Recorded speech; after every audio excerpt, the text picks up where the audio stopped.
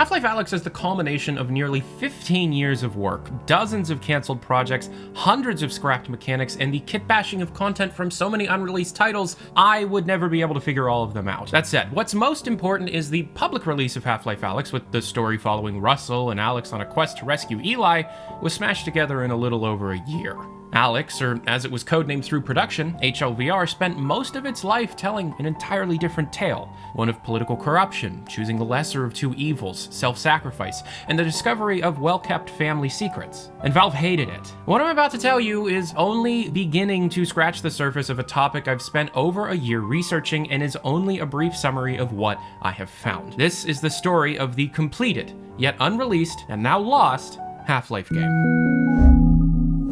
And this video is sponsored by World of Warships, a free game available for PC. This is a team-based sea battle that requires different strategies and tactics. The game features over 400 historical ships that you control in beautiful maps and unique living landscapes. You can also customize your own ships to the way you like so that it performs its best. There are over 44 million players and 4 different warship types, being destroyers, battleships, cruisers, and air carriers. My favorite of the 4 is obviously the battleships, because I mean, like, they big. Check out War of Warships using the link in the description and use the promo code BOOM to get the huge starter pack, having 200 free doubloons, 2 free ships, 20 Restless Fire Camouflages, and 2.5 million credits on top of a 7-day free premium account. And without further ado, HLVR began legitimate development following the days of Robot Repair, a demo shown to the public at GDC 2015. This Portal-themed demo, built off of the then recently cancelled version of Half-Life 3 in Source 2,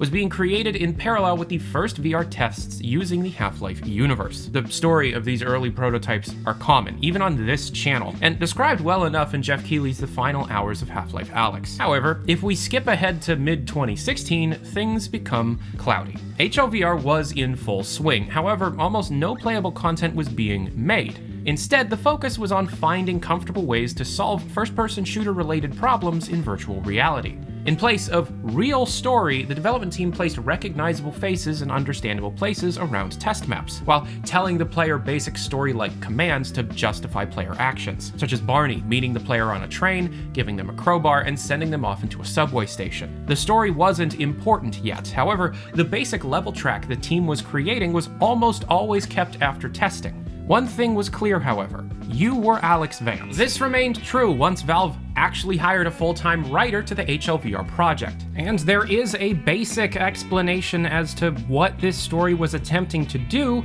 seen within Jeff Keighley's The Final Hours of Half-Life Alyx. Here's what The Final Hours doesn't tell you. It was done. 1/3 of the writing team brought on to reinvent the game from the ground up, Eric Wolpa, said as much on the Game Maker's Notebook podcast. There was a writer who no longer works at Valve, who came on after Jay and I had quit for a year, wrote a story. What happened was they started playtesting this to the company, and they had all the track for this story. Everybody was like, hey, this game seems really good, like this thing's working, but the story is not working. We eventually came back on, but what we had was a year to take a completed game and completely wipe the story away and try and make sense of it. This game had a few months remaining, only left to polish the level details and mechanics. Valve's original goal was to ship Half-Life Alyx alongside the Valve Index, then shipping in early summer or late spring of 2019.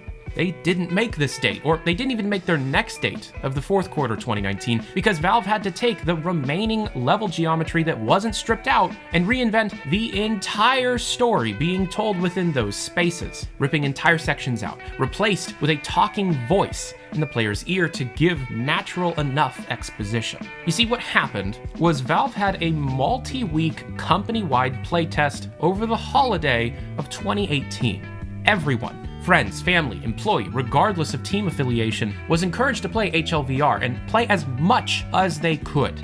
The players loved it, but gave the story the lowest marks that Valve had ever seen in their history. So to clarify, this was an earlier, darker version of HLVR. But was it better than Alyx? No, absolutely not. By all accounts, the story was unhinged. It was removed for a reason, but for historical purposes, it doesn't really matter. It was a lot of work, and it was nearly done. So what do we actually know? Here is a very brief summary of the game's events in chronological order. All the information I'm about to disclose has been found from the read-only info.bin leak, information of which is on the card above, exploring the cut animations of released models, the Elements folder leak, which, by the way, was a folder of raw source filmmaker projects that Valve left in the day one released build of HLVR that held a lot of animation from the previous version of the game, and a few other cut files of varying types, such as sounds, configuration files, and textures. The game opened with a dream sequence, controlled by the G-Man, expressing to the player something related to the vortessence, being the hive mind that all Vortigaunts live within. The player, being Alyx Vance, wakes up in her refuge room to a call on her alarm monitor. It's Eli, and he is upset with Alyx about something, and directs her to meet him at his home. Eli has sold out to the Combine, taking full responsibility for the Resonance Cascade, the invasion of the Combine on Earth, and everything happening specifically in City 17.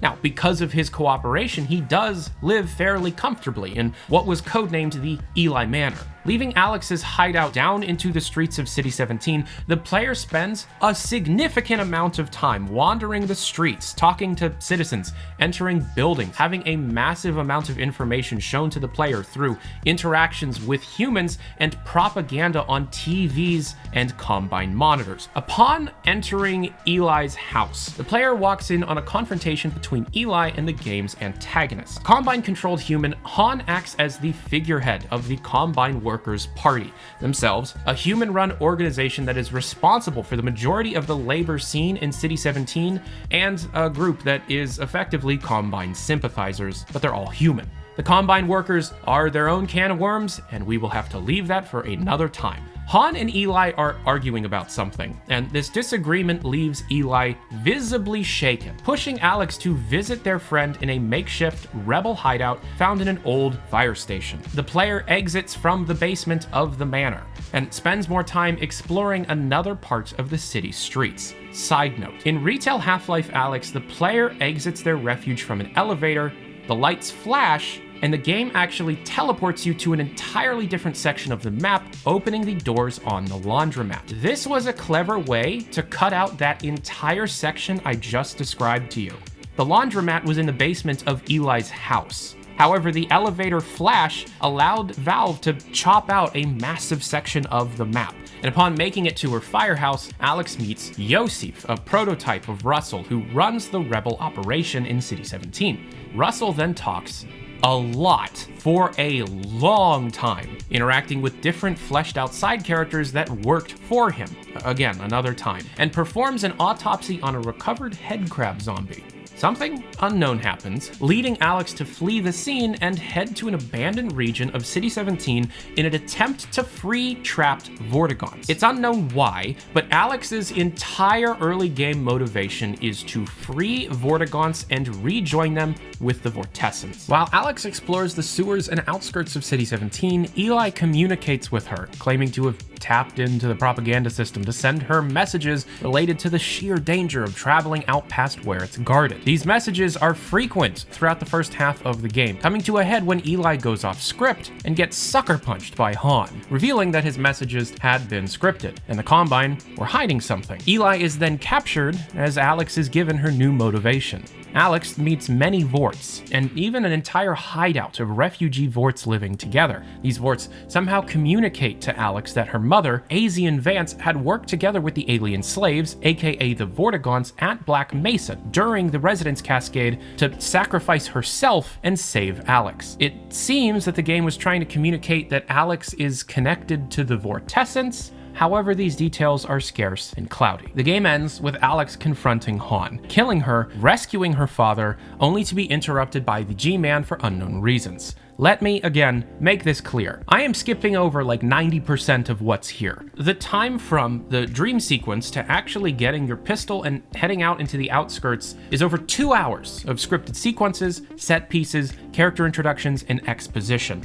And Valve apparently hated it. Even though they put 3 years into this story and were so far that they had near final voice acting lip-synced against their character models. Some of those animations leaked in the final build of Half-Life Alyx. I see no chance of Valve ever letting any of this completed game be seen by anyone outside of their company, and that is such a massive shame. This is history. This was Valve's first real attempt at a new Half-Life game, and by all accounts, it wasn't that good. The mechanics were there. A lot of this still needed polish. The game was working, but the story was almost without a guide. Very little that was going on here followed the traditions of the Half-Life franchise. Very little would have pleased the hardcore Half-Life fans. We ended up getting something miraculous, but all of that aside, it's still incredibly interesting to see the version of the game Valve put years into before realizing they were going down the wrong path and quickly correcting to make one of the best VR games, if not one of the best Half-Life games we have ever seen. My curiosity is piqued, and I still, regardless of how iffy it was for Half-Life fans, how little it actually paid respect to the characters, and according to some insiders, how much it actually disrespected characters like Alyx and Eli, I still want to see it. And hopefully one day, something will come out of this. For the meantime, I have been working over a year on this topic, and I hope that this is just the start of a much larger series talking about the lost Half-Life game. I want to make videos on Han, Laszlo, Tonica, Marcus, Kondo, Bob, Hans, Doc, Alyx, Galena, Fitz, the Propaganda Television Network, Civil Protection, the Heist, the Mansion, the Firehouse, the Tenements, Asian, the Vort Hideout, Dr. Breen, the Business Cards, the Dream Sequence, and so much more. If you want to help out on the research and speculation of this lost Half-Life game, check out the cut content section on my Discord server, and support this channel directly by checking out some of our limited time merch, our missing texture socks and our error model socks down in the description below on my crowd-made store. Thank you very much for hanging out with me today. That is all I have for now. This is Tyler McVicker, signing off. Adios.